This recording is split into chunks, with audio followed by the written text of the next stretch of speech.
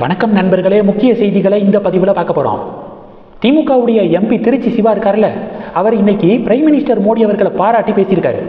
என்ன சொல்லியிருக்காருன்னா, பாராளுமன்றத்தில் மோடி அவர்கள் மற்ற யாரை பார்த்தாலும் நமஸ்கார் அப்படின்னு சொல்லுவார். ஆனால் என்னைய பார்த்தா வணக்கம் சிவா அப்படின்னு சொல்லிட்டு தமிழில் வந்து பேசுவார். எம்பிக்கள் எந்தெந்த மாநிலத்திலிருந்து வராங்க அப்படிங்கிறத அறிந்து அவர்களுடைய மாநில மொழியில் பிரதமர் தொடர்ந்து பேசி வரதை நான் நேரடியாக பார்த்துக்கிருக்கேன். எம்பிக்களுடைய ஸ்டேட் லாங்குவேஜ் எது அப்படிங்கிறத தெரிஞ்சு அதில் விசாரிப்பாராம் மோடி. நான் தொடர்ந்து இதை நான் பார்க்குறேன். எம்பிக்களுக்கு கடிதம் எழுதும்போது கூட அவங்களுடைய மாநில மொழியில் கடிதம் எழுதுவார். எனக்கு கூட கடிதம் எழுதியிருக்காரு தமிழில். நான் அவள் பதிலுக்கு நன்றி தெரிவித்து குஜராத்தியில் நான் கடிதம் எழுதுவேன். அதனால் பிரைம் மினிஸ்டர் சாதாரணமானவர் அல்ல, மிகவும் விவரம் தெரிந்தவர். அவரை எப்போதும் நான் குறைத்து பேச மாட்டேன் அப்படின்னு திருச்சி சிவா பேசியிருக்காரு. தான் பாஜக சொல்கிறாங்க. திமுக தலைவர்கள் டெல்லிக்கு போனாங்க அப்படின்னா டெல்லியிலேருந்து ஒரு மாதிரி பேசுவாங்க. இதே மாநிலத்துக்கு வந்துட்டாங்கன்னா, சென்னை விமான நிலையத்தில் கால் எடுத்து வச்சுட்டாங்க அப்படின்னா மோடி எதுவுமே பண்ணலை அப்படின்னு சொல்லிட்டு பேசுவாங்க. சமீபத்தில் டிஆர் பாலு மெடிக்கல் காலேஜஸை வெள்ளித்தட்டில் வச்சு கொடுத்தவர் மோடி அப்படின்னு சொல்லிட்டு ஸ்டேட்மெண்ட் கொடுத்தாரு. டெல்லியிலேருந்து இங்கே மாநிலத்துக்கு வந்ததுக்கப்புறம் இங்கே தமிழகத்திலிருந்து மோடி எதுவுமே பண்ணலை, தமிழகத்தை வஞ்சிக்கிறார் மோடி அப்படின்னு சொல்லிட்டு இப்படி உருட்டுறாங்களே, இதெல்லாம் நியாயமா அப்படின்னு சொல்லிட்டு பாஜக செட்டு வைக்கிறாங்க. இது ஒன்று. ரெண்டாவது என்ன பார்க்க போகிறோன்னா, ஹோம் மினிஸ்டர் அமித்ஷா அவர்கள் நேற்று திருச்சி வந்திருந்தாரா? திருச்சி வந்திருந்த அமித்ஷா அவர்களை மாநில தலைவர் நயினார் நாகேந்திரன் அவர்கள் நேரடியாக போய் வெல்கம் பண்ணியிருக்காரு. இன்னைக்கு புதுச்சேரிக்கு புறப்பட்டு போயிருக்காரு அமித்ஷா. புதுச்சேரியில் ரங்கசாமி அவர்களோட ஆலோசனை நடந்திருக்கு. யார் யாருக்கு எவ்வளவு தொகுதி அப்படின்னு சொல்லிட்டு ஆலோசனை நடந்திருக்கு. அமித்ஷா என்ன கணிப்பை வெளியிட்டிருக்காருன்னா, 60% புதுச்சேரியில் நடக்கக்கூடிய தேர்தலில் 60% வாக்குகள் என்டிஏவுக்கு கிடைக்கும் அப்படின்னு நம்பிக்கை தெரிவிச்சிருக்காரு. சேலத்தில் பொதுக்கூட்டம் நடக்கும், அமித்ஷா சேலம் வரப்போறாரு அப்படின்னு சொல்லிட்டு ஒரு செய்தி வந்துச்சு. ஆனால் அது சம்மந்தப்பட்ட எந்த அப்டேட்டையும் பார்க்க முடியலையே. ஒருவேளை அமித்ஷா அவர்களுடைய சேலம் பயணம், சேலம் பொதுக்கூட்டம் கேன்சல் ஆயிருச்சா அப்படின்னு சொல்லிட்டோம் பாஜகவினர்கள் தங்களுடைய கேள்விகளை சமூக வலைதளத்தில் எழுப்புறாங்க. ஒரு சில பேர் என்ன சொல்கிறாங்கன்னா, நேற்றே நயினார் நாகேந்திரன் அவர்கள்ட்ட என்னென்ன பண்ணணும், எப்படி கட்சியை கொண்டு போகணும், கூட்டணியை கொண்டு போகணும் அப்படின்னு சொல்லிட்டு அறிவுரை வழங்கியிருக்காரு. இந்த தொகுதி பொறுப்பாளர்கள் நியமனத்தில் நீங்கள் பண்ணதெல்லாம் தப்பு. மூத்த தலைவர்கள்ட்ட கலந்து ஆலோசனை நடத்தி நீங்கள் அதை அறிவிச்சிருக்கணும்.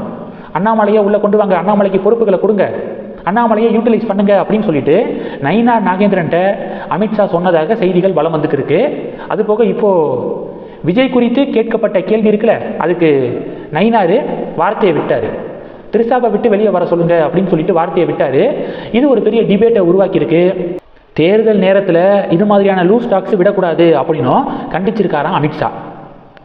இது 2. மூணாவது, நேற்று டிவிகே உடைய தலைவர் விஜய் உடைய பரப்புரை சேலத்தில் நடந்துச்சுல, அதை பார்ப்பதற்காக வந்த சுராஜ் அப்படிங்கிற வடமாநில தொழிலாளி அவர் இறந்து போயிட்டாரு, மயங்கி விழுந்து இறந்துட்டாரு அப்படிங்கிற ஒரு சோகமான செய்தியை கேள்விப்பட முடியுது. மயங்கி விழுந்த சுராஜை ஹாஸ்பிட்டலில் அட்மிட் பண்ணியிருக்காங்க. இதில் ஒரு பெரிய டிபேட்டு. ஏற்கனவே இதயம் சம்மந்தப்பட்ட பிரச்சனை சுராஜுக்கு இருந்தது அப்படின்னு சொல்லிட்டு தாவேக்காரங்க சொல்கிறாங்க. ஆனால் மற்ற பொலிட்டிக்கல் பார்ட்டிஸு இல்லை, சுராஜுக்கு எந்த கம்ப்ளைண்ட்டும் கிடையாது, உடல்நிலையில் எந்த கம்ப்ளைண்ட்டும் இல்லை, சுராஜுடைய ஃப்ரெண்டே சொல்கிறாரு கேளுங்க அப்படின்னு சொல்லிட்டு அந்த வீடியோக்கள்லாம் மீடியாக்கள் பிரேக்கிங் நியூஸாக வெளியிட்டு இருக்காங்க. இப்போது இயற்கைக்கு மாறான மரணம் அப்படின்னு சொல்லிட்டு வழக்கு பதிவு செய்யப்பட்டிருக்கு.